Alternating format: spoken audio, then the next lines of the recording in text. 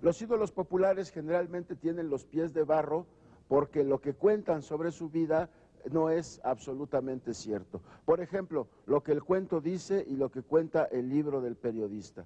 Todo mundo cree que Pedro Infante y Blanca Estela Pavón eran pareja porque lo veían en el cine. La realidad histórica era que la pareja de Pedro Infante era Irma Dorantes. Por ejemplo, en el cuento, unos bandidos asaltan a Pedro Infante. En la realidad histórica, creo que son los acreedores. En el cuento, Pedro Infante pide limosna en la acera de una banqueta junto a un cieguito. En la realidad histórica, él tiene que hacer antesalas ante los productores. Llegaban al pueblo, había unas muchachas que compraban el pepín y otras que compraban el chamaco. Y llegaban a pasar allí a mi casa. Yo creo que una semana le tocaba comprarlos a uno y otra semana a otros, pero no nos perdíamos ni un número. Siempre, yo me acuerdo de siempre que nunca faltó el pepín y chamaco. Ahí tenía yo también a mi alcance México a través de los siglos, pero no tenía monitos, así es que pues, eso no lo leía. Bueno, yo la verdad es que desde que estaba en la escuela, desde que estaba en la primaria, ya me gustaba. Quizás ya lo traía ya pues ya de nacimiento, porque yo me inicié allá en mis buenos tiempos, no hacían inclusive ni resúmenes, ni llevaba tareas, ni nada de eso. Nada más llevaba mis cuadernos llenos de monos. Por cierto que me llevaban unas regañadas de órdago, ¿no? Porque realmente a mis padres no les gustaba nadita que yo me dedicara al dibujo.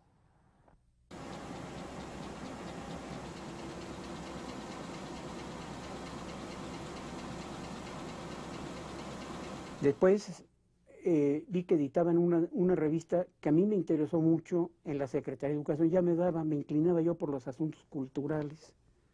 La revista se llamaba Senda Nueva. Tenía una orientación socialista, no quiero decir comunista, ni estoy hablando de elementos políticos, sino socialista porque querían llegarle al pueblo y hablar de los derechos sociales, hablar de los derechos individuales, lo que significaba la cultura para la población y demás. Entonces yo vi que yo podía allí ofrecer tres cosas: mis dibujos serios, que les decía yo entonces, o sea, los deportivos, retratos y cosas así, textos, crónicas deportivas, y una historieta, eventualmente. Y lo que primero les gustó fue la historieta. Estando aquí en el pueblo, cayó en mí una revista X, que no que fue México al Día, ¿no? Entonces anunciaba unos estudios de dibujo argentinos, Estudios Oliva. Entonces por correspondencia estuve recibiendo clases de historieta, pero nada más porque era dibujo. Yo en realidad no hacía la diferencia de historieta, caricatura, ilustración y demás. Pero retomando el principio, te puedo confirmar que ese fue mi primer inicio ya para recibir instrucción o indicaciones de dibujantes. En este caso pues fueron los argentinos, que después de 2 o 3 años me pedían que les mandara trabajos míos. Y lamentablemente nunca lo hice, ¿no? Empecé en Pepín, pero haciendo medio tono exactamente. Sin embargo, antes había yo trabajado en Nota Roja. Tenía yo 14 años, o sea, que inventaba cosas de acuerdo a mi edad. Y era una revista realmente para adultos, ¿no? Una revista de las prohibidas, pues. Y ya después, por cuestiones de que se paralizaron los minerales allá de Guanajuato, tuvimos que emigrar primero a León y luego aquí a México. Y pues la verdad es que cuando llegamos aquí a México, después de venirnos de León con toda la familia, pues uno estaba, o al menos yo estaba muy impreparado, pues no sabía realmente ni oficio ni beneficio, ¿verdad? Y no tenía ni en qué trabajar, bueno, no sabía hacer nada. Entonces lo único que yo más o menos sabía un poquillo era de dibujo. Y era lo que me gustaba, además me gustaba mucho a mí. Yo quería hacer dibujos como en su último momento los estuvo haciendo Harold Foster con El Príncipe Valiente, y como su sucesor también lo llegó a hacer, casi publicar una plana completa con un solo dibujo, pero una ilustración que llamara mucho la atención. Yo llegué a hacer eso con Torbellino, Genghis Khan montado a caballo en los Himalayas por allá, y el gran conquistador Genghis Khan. Y allí mi idea era que llamara la atención el hecho de que era un gran conquistador. Hacía yo escenas en las que a caballo pasaban los unos sobre los enemigos, los barrían, depredaban, saqueaban, y ahí empezaba yo a meterle al público que esos héroes en realidad eran los antihéroes, eran los héroes de la violencia, del saqueo, ¿sí? Topé con suerte de tener la influencia de maestros buenos, por ejemplo, con González Camarena, yo trabajé mucho tiempo. Le ayudaba a trazar sus cuadros. Por ejemplo, el cuadro que está ahí, el mural que está en el Seguro Social de Reforma, yo se lo tracé. Le trazaba los retratos, algunos que hacía, le ayudaba a modelar también, a vaciar, inclusive a tallar algo en piedra, porque yo también sé tallar algo en piedra, ¿verdad? Pero eso fue antes de que me dedicara al dibujo, porque yo ya traía la cosa, el dibujo. A mí no me interesaba otra cosa de ni pintar, ni escultura. A mí me interesaba la cosa del dibujo de monitos de historietas.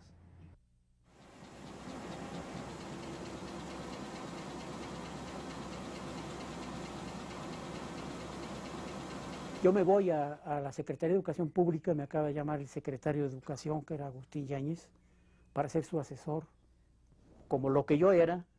Entonces empecé a funcionar, y aquí necesitamos una revista de monitos que le interese a la gente a la que estamos alfabetizando. Podemos hacer una revista que lean con interés, que tenga la capucha de las revistas de historietas, pero que no lo sea, que sea una trampa, que los contenidos sean contenidos culturales que puedan ellos entender, con personajes que puedan sentir. Y no solo va a ser Pancho Villa o personajes mexicanos, vamos a traerles a Alberto Durero, vamos a traerles a Miguel Ángel, metido en una historieta de un modo que les pueda llenar el alma de algo, dejarles algún contenido.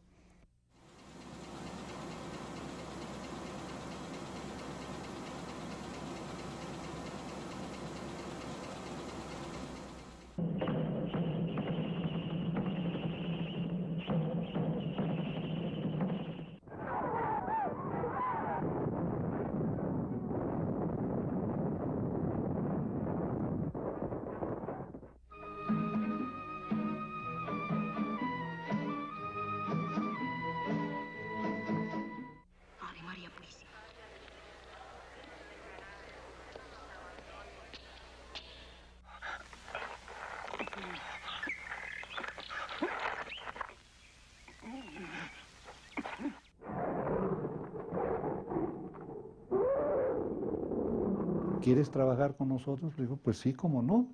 No tengo experiencia, ¿verdad? Dice, no, ya no hay tiempo para nada, aquí tienes un argumento, ¿no? Y ahí me tienes sufriendo haciendo ese argumento. De ese sí recuerdo cuál fue, aunque no tengo copias de él. Había varias series, Vidas Ejemplares, Vidas Ilustres, Aventuras de la Vida Real. A mí me tocó Vidas Ilustres, que era Santos Dumont, ese brasileño que hizo sus viajes en aerostáticos, de los primeros, ¿no? Cuando nosotros llegamos a Novaro, nos pidieron que no rebasáramos los márgenes marcados por el cuadro. Entramos a trabajar Manuel Moro y yo, y los dos traíamos ya una concepción diferente de cómo se debe de hacer la historieta, y empezamos a romper ese molde. Y como gustó mucho, ya no nos dijeron nada, ya lo aceptaron. Me tocó hacer de varios, incluso digamos, de Orozco, José Clemente Orozco, la vida de Orozco. Una anécdota particular fue que me tocó hacer Picasso, y estuve tentado a mandársela, pero por X o Z ya no pude hacerlo, y al poco tiempo falleció, ¿no? Como hice con publicaciones, con Editorial Novaro, ya estando yo en la Secretaría de Educación, pensé en hacer una revista que adaptara el programa de Historia de México de secundaria para editarlo mes a mes y ponerlo a la venta en el puesto de periódicos. Y también gané muchas indulgencias, ¿no? Porque hice vidas ejemplares, pero a veces era un tanto difícil poner en acción, digamos, a un religioso, a un santo. No se imagina un santo pues haciendo movimientos que no se acostumbra o que no están representados de esa manera, ¿no? Bueno, como el nombre lo decía, la revista se llamaba Tesoro de Cuentos Clásicos y ahí solían publicar todo lo clásico, ¿no? de la literatura mundial. Entre ellos sacaron, por ejemplo, Los Tres Mosqueteros, Sherlock Holmes, en fin, diferentes autores conocidos, ¿no? Libros que han tenido mucho éxito. Y entre ellos llegó Fantomas. Nosotros nos limitábamos a dibujar novelas, o sea, hacer novelas ilustradas más o menos. Y esta tenía la oportunidad de convertirse en historieta.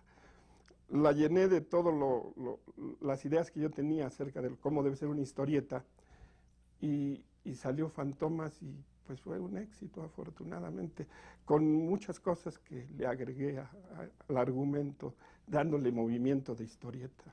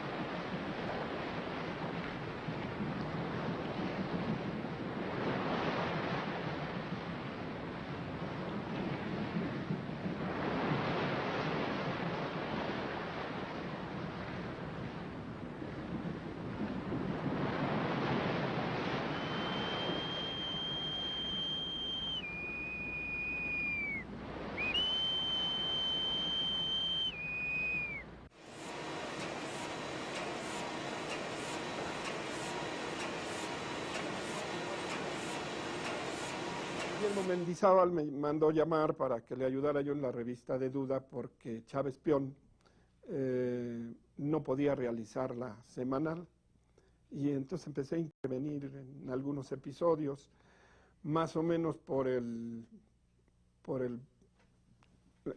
yo intervine en un episodio en el número 9, luego en el 16, y ya más adelante me lo empezó a encargar a mí. Esto fue porque trataron de hacer otra revista que se llamó El Profesor Planeta, y el Profesor Planeta me dijo que la hiciera yo, pero no quise aceptarlo, le dije que me gustaba hacer Duda. Entonces esta se la dieron a Chávez Pion y yo continué solo con Duda.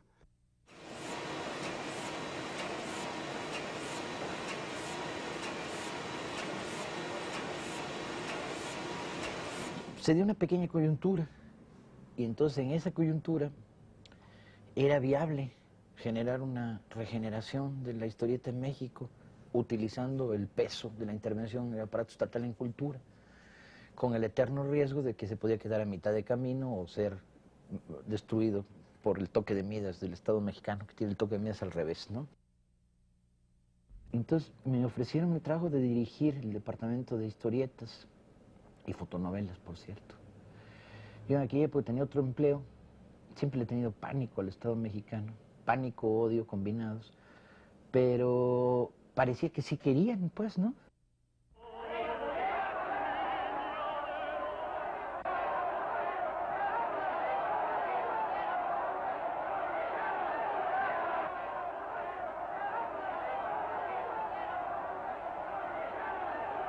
De pronto sucedió algo insólito.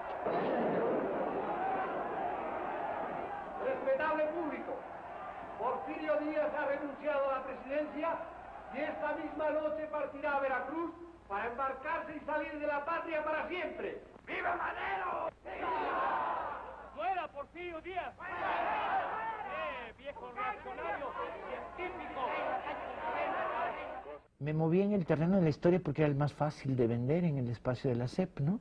Y porque además podíamos hacer una visión progresista de la historia de México, radical, divertida, amena. Y empecé a asociar gente en las aventuras. El proyecto creció como pólvora, pues, ¿no? Hubo un momento en que estábamos produciendo 80 millones de historietas y además estaban vendiendo. Y no estaban vendiendo mal, estaba funcionando. México, Historia de un Pueblo fue un éxito editorial. Como dibujante, pues una fuente de trabajo interesante, importante, ¿no? Y como objetivo, pues una fase muy importantísima para que cambiara de objetivo la historieta comercial, ¿no?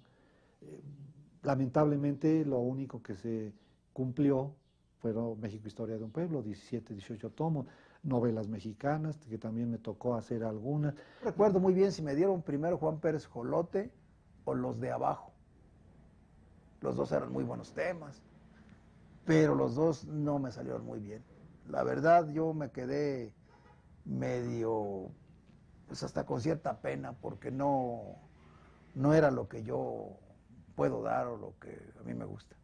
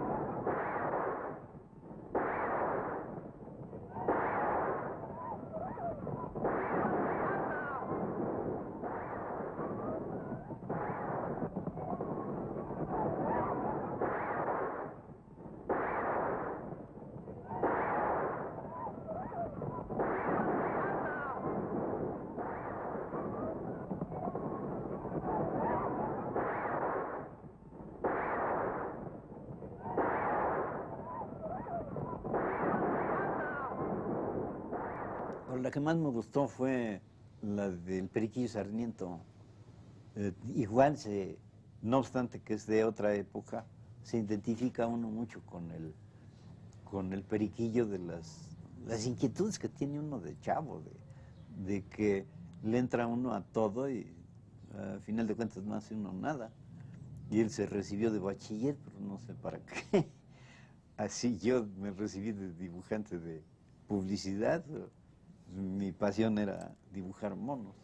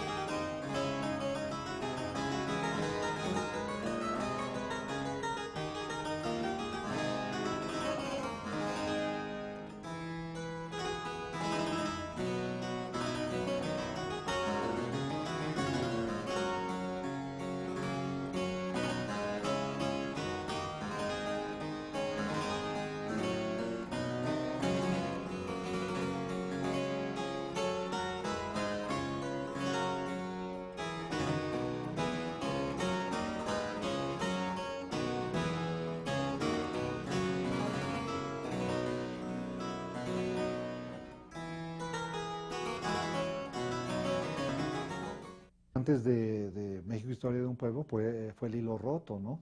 Que lamentablemente también no funcionó. Y ahí sí se tocaban pasajes o temas de la historia nuestra, ¿verdad? Inclusive de los mismos personajes. Me acuerdo Obregón, Serrano, esos personajes, pues estaban caracterizados, eran parte del argumento, ¿verdad? Así fue El Hilo Roto. Ahora, llegué a 21 números nada más, pero no hubo la respuesta de público que se esperaba. El Distrito Federal sí la recibió mejor, pero el interior de la República no sé. Yo estimo que, como comentábamos hace un momentito, olió a pupitre, lo sintieron que era realmente como que se pretendía de explicar de qué se trataba el constitucionalismo o determinadas corrientes de los gobiernos en turnos, quién sabe, pero sí, y además nos excedimos, era demasiado el texto, eran muy pocas las 32 páginas y en ocasiones era mucha la historia y tenía demasiado texto. Había ocasiones que caían 50% de la superficie de dibujos y el texto también. Ahora, tampoco siento que eso sea lo determinante. Muchas veces cuando algo no camina, se queda en el misterio. Especulamos mucho acerca de qué pudo haber sido y al final de cuentas, cuando menos que nos sirva de experiencia para no meter la pata en el mismo agujero, ¿verdad? Hablábamos de que la tipografía o la letra en la historieta debe ser dibujada. Debe ser dibujada porque es la misma característica de todo el trabajo que sea dibujado. Además, importante es en la historieta las palabras o los textos o las onomatopeyas que deben dar realce al tema o al cuadro. Aquí, por ejemplo, se había colocado una letra muy pequeña, entonces se optó porque fuera una letra más grande, dibujada, para darle realce a esas expresiones truculentas, ¿no?, por decirlo así. Y siempre hay, cuando se trata de expresiones de más resonancia, un ay, por ejemplo, se hace más grande. Esa fue uno de los trabajos más difíciles que yo he tenido, porque hicimos eso de biografías selectas. Cada semana era un personaje de la historia. Podía ser Hitler y la semana siguiente podía ser San Francisco, o podía ser Napoleón, o podía ser Cortés, o Cuauhtémoc. Y para hacerlo en una semana, 32 páginas de 5 o 6 cuadros cada página, era muy laborioso, muy pesado. Pues una de las grandes desventajas del historietista mexicano es que llega con intenciones de hacer X historia, ¿no? Lo primero que se encuentra es que tiene que realizar lo que el editor le pide. Y además se lo piden pues muy rápido, ¿no? Hay que olvidarse de hacerlo muy bien hecho. Para mí es una búsqueda constante y siempre estar al tanto de lo que se produce aquí, de lo que se produce en el extranjero, y pues tratar de hacer el trabajo mejor, a la siguiente. Y repito, nunca se llega a ese siguiente, ¿verdad? Pues podemos hablar de episodios. En todas y cada una de ellas he hecho cosas que yo considero muy buenas. En Fantomas hice unos episodios verdaderamente que creo son bastante buenos. En El Monje Loco también realicé varios que tenían mucha fuerza. En Duda hice algunos muy interesantes. Fíjate que ahí soy muy radical. Yo pensaba entonces, pienso ahora, y lo digo con absoluto y total convencimiento, que la historieta es una de las bellas artes más interesantes que se ha generado en el fin de este milenio. Como dibujante, lo único que me ha dejado satisfecho, ¿sabes qué es? Que me han dado la oportunidad de desarrollar la habilidad para hacer figuras, para hacer monitos. Nada más, porque nada de lo que he hecho me ha dejado satisfecho. Nada. Va a suceder. Es inevitable. Es inevitable que este país no produzca una revolución en la historieta, como es inevitable que este país no produzca una revolución en muchas otras cosas. La diferencia entre los hechos históricos y la leyenda es que en la leyenda es lo que la gente quiere oír. Por ejemplo, yo he oído platicado en la calle que dicen que cuando Pancho Villa escapó de la cárcel de Santiago Tlatelolco, lo hizo disfrazándose de vieja, perdón, de mujer, para que no se ofendan las feministas. La realidad histórica es un poco diferente. Pancho Villa escapó de la cárcel una fresca mañana ante el canto de los grillos, disfrazándose de abogado porfirista, que estaba un poco con gripa.